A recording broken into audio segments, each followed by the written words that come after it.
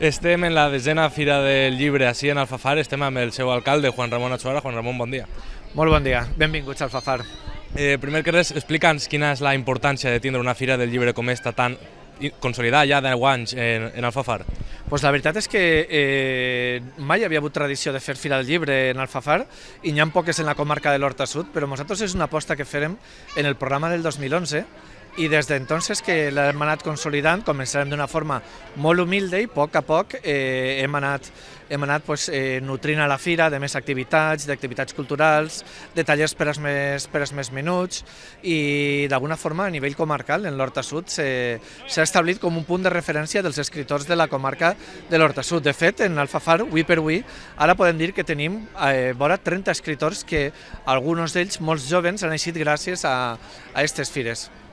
I dins de tota la cultura que estàvem comentant, és molt important promocionar la lectura, que és un hàbit que s'està perdent últimament. Pareix que la gent ja no llisca tant, és important que es mantinga aquesta part cultural que és la literatura. Sí, efectivament. De fet, tenim 3-4 estands que se dediquen exclusivament a la lectura infantil per a promoure-la. Inclús també tenim un estand que és manga, no? que està dedicat al manga, que per almenys és una forma d'enganxar a la gent jove, però és complicat perquè, clar, la tecnologia, els mòbils, les tablets, els pares moltes voltes són còmodes i no li donem aquesta oportunitat als fills de tindre la paciència de poder llegir.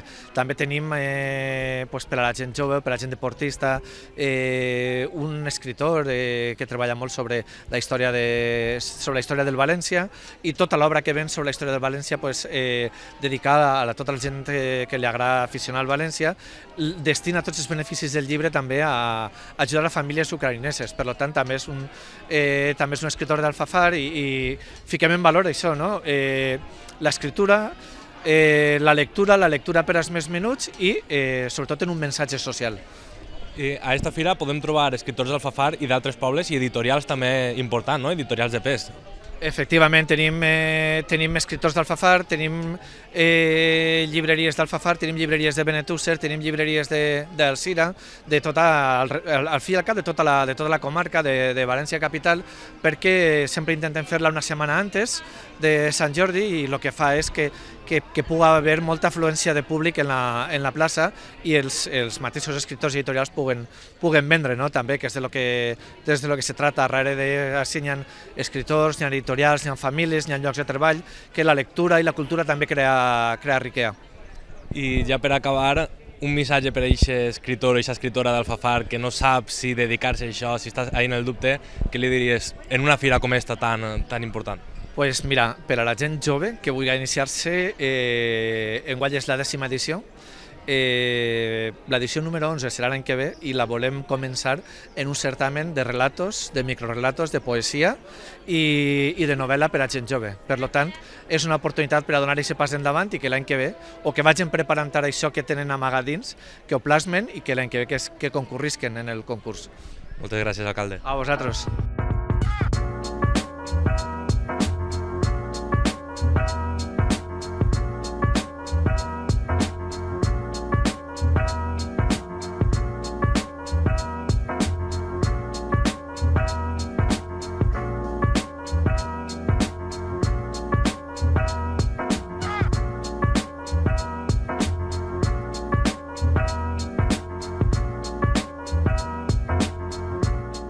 Estem amb Adrián Ibáñez, editor de l'editorial Samaruc. Adrián, conta'ns què podem trobar en l'estand de l'editorial ací a Alfafar.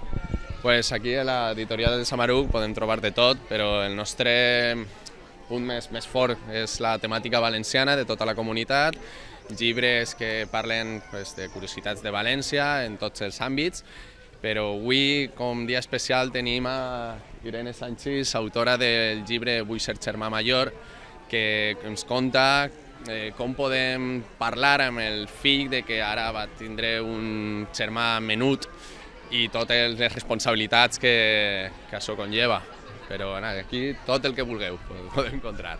És el primer any que veniu a la fira o ja havíeu vingut a alguna altra edició? No, és el segon any que l'Ajuntament ha tingut a bé invitar-nos i nosaltres sempre molt agraïts. I d'on són els escriptors d'esta editorial que dius que estava més centrada en la literatura valenciana? Pues la majoria, jo crec que, per no dir tots, són de València o dels alrededors, de tota la comunitat. I des del punt de vista d'una editorial, com d'important es veu una fira com aquesta per promocionar la lectura tant en els majors com en els més xicotets? Pues jo crec que és molt important, sobretot en este fin de setmana tan marcat per tots els llibrers, que és el dia del llibre, que va ser demà, per a tenir visibilitat, més a editorials menudes com la meua, que totes aquestes iniciatives ens ajuden a poder progressar. I ja per acabar, algun missatge per a aquest escriptor o escriptora que no sap si dedicar-se a escriure llibres, què diries tu des de l'editorial a una persona així? Pues que és una iniciativa molt bonica, que vinga a parlar amb mi i veurem si podem fer alguna cosa per a publicar aquest llibre que té. Moltes gràcies, Adrián. A vostès.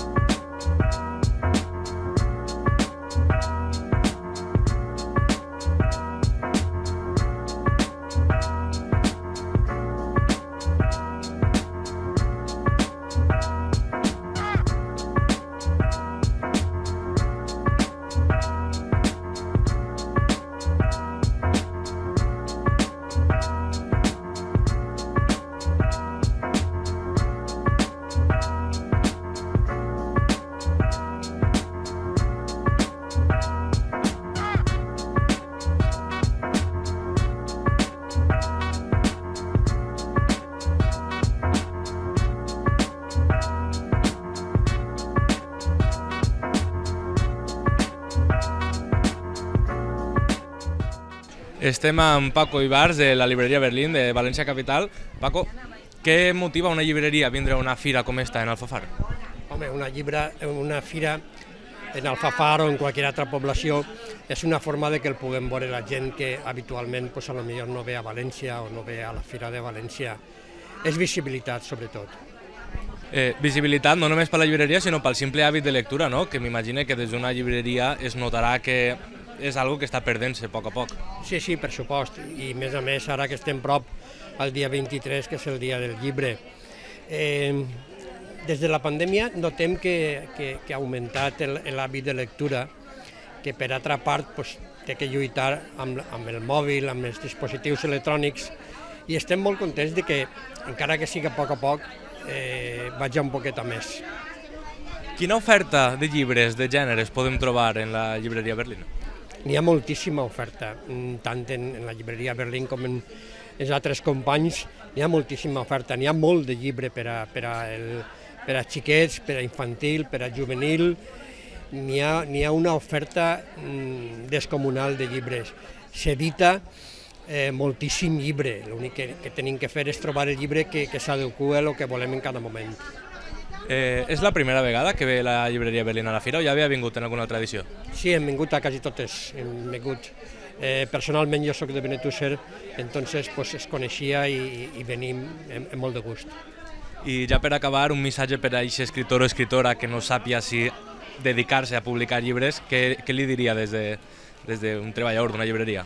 A veure, n'hi ha que diferenciar entre el tema d'escriure i després publicar. Pareix que una cosa és conseqüència d'algo. Jo el que li diria que escriga el que li demana el cos. Després publicar és una altra circumstància i és una cosa molt complicada. Nosaltres també tenim una editorial i des del món de l'editorial animem per supost a escriure. Després una altra cosa és l'èxit. Ahir n'hi ha moltes coses que arribaran o no, però el que uno té que fer té que escriure i el que és de més que no podem escriure hem de fer i llegir. Moltes gràcies, Paco. Vale, a vosaltres.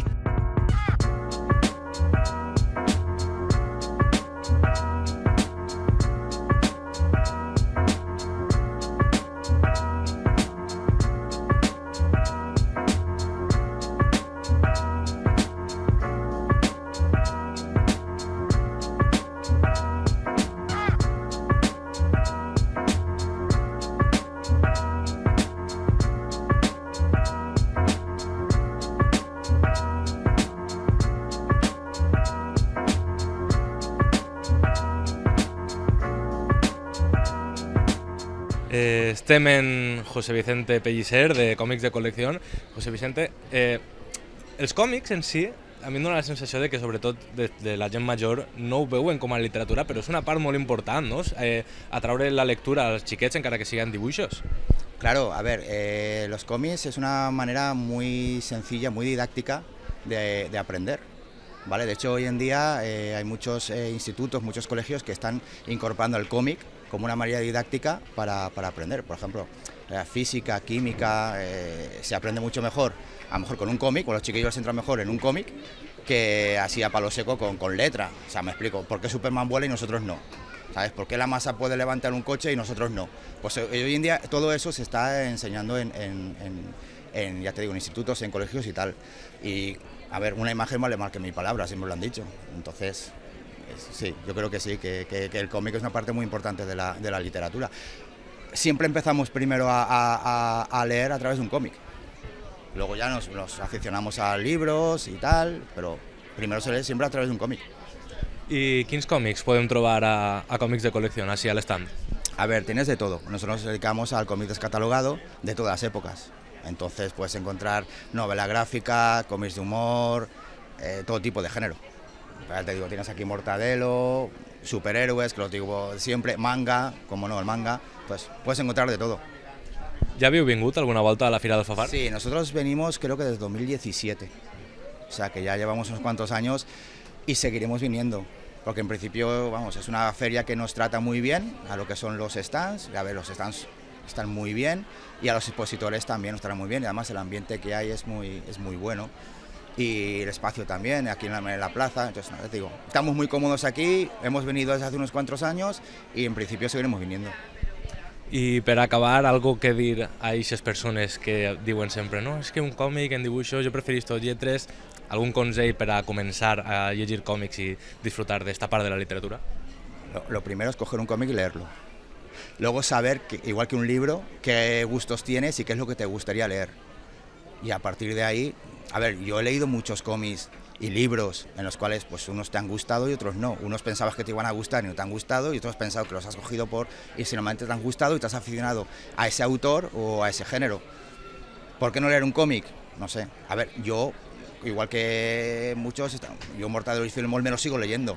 ¿Es un cómic infantil? Sí, pero yo me lo sigo leyendo, ¿por qué no? Igual que luego te lees una novela gráfica con un trastorno, con un trasfondo más no sé, más fuerte, más esto, bueno, sí, pero vamos, simplemente hay que cogerlo y probarlo, y ya está, no les puedo decir otra cosa, pruébalo. Moltes gràcies. Nada, a vosotros.